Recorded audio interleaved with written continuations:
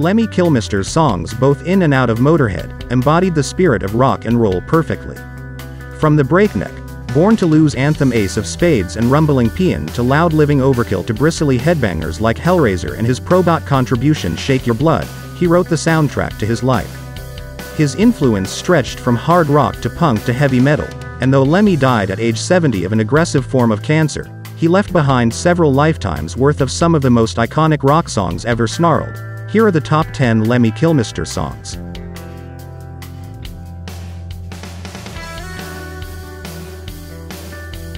Motorhead.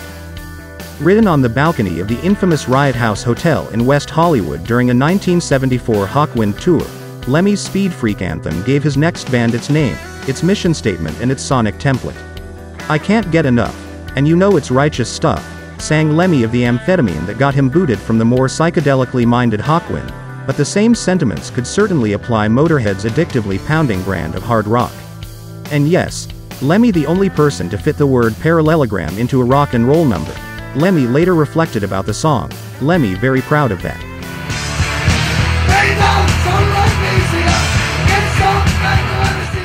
No class. Shut up. You talk too loud, intones Lemmy at the top of this tune from 1979's Overkill, and that's about as sweet and gentle as Mr. Kilmister gets over the course of the song's 2.5 minutes. And the music matches the vitriolic words. Whereas Motorhead's early classics were generally defined by their frenetic speed, No Class is powered by a swaggering mid-tempo boogie rhythm and a greasy guitar lick that only serves to amplify the don't give a fuck-ness of the lyrics. And yeah, it all sounds a bit like ZZ Top's Tush.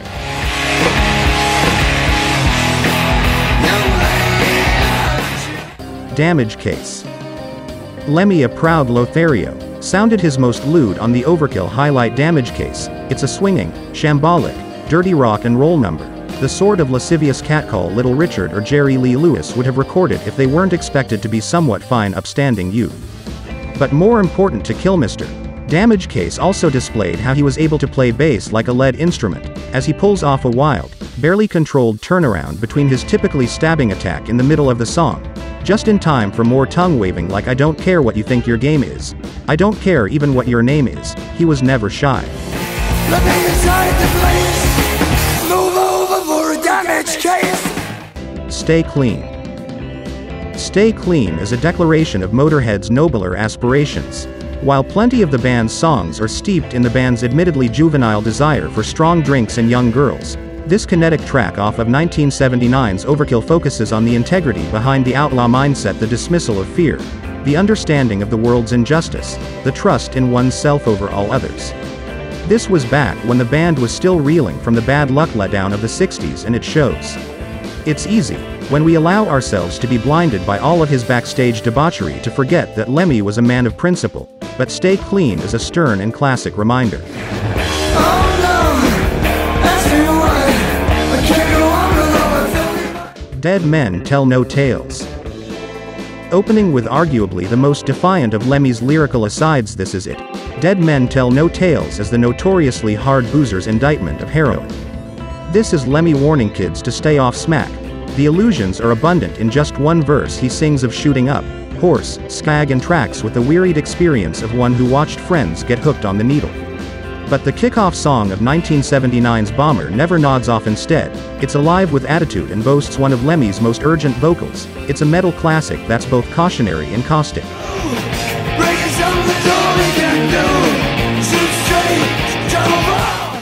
Bomber.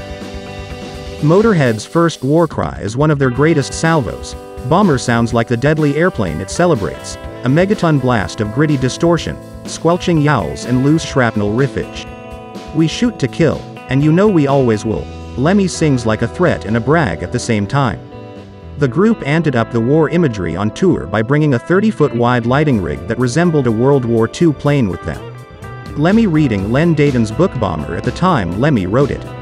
It's about a bombing raid on Germany when the British hit the wrong town, and it's what goes on the floor in the air from both sides. It's a really good book.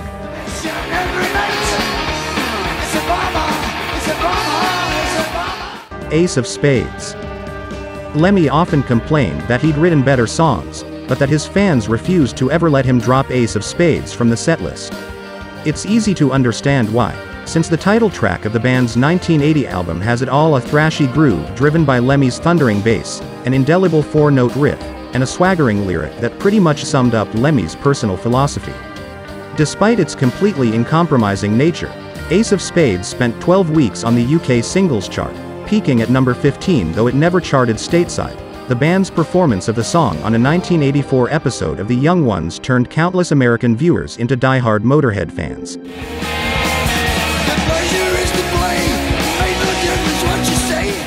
We are the Road Crew. The hardened road warrior from even before he'd joined Hawkwind thanks to late 60s stints roadieing for Jimi Hendrix and UK prog rockers The Nice, Lemmy felt an immense sense of empathy and connection with the guys who hauled the gear for Motorhead, often preferring to ride at the front of the tour bus with them rather than pass the time in the seclusion of the back lounge. He claimed to have penned this booming shout-out to them in only 10 minutes, but lyrics like "Another blasted customs post," "Another bloody foreign coast," "Another set of scars to boast," were clearly born of many years on tour.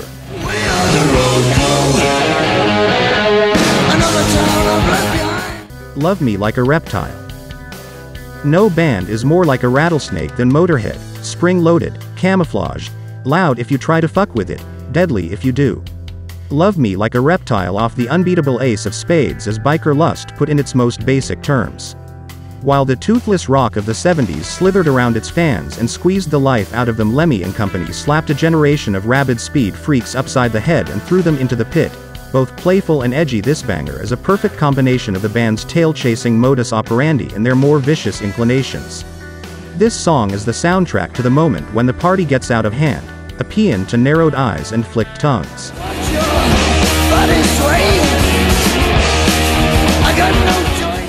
Stand by your man. For a guy who wrote songs with titles like Love Me Like a Reptile, Lemmy was one of the few rockers who seemed to not only acknowledge that women could play hard, but that they could do it with just as much down and dirty verve as the men. As Lemmy put it in his autobiography, White Line Fever, Lemmy really enjoyed making records with birds.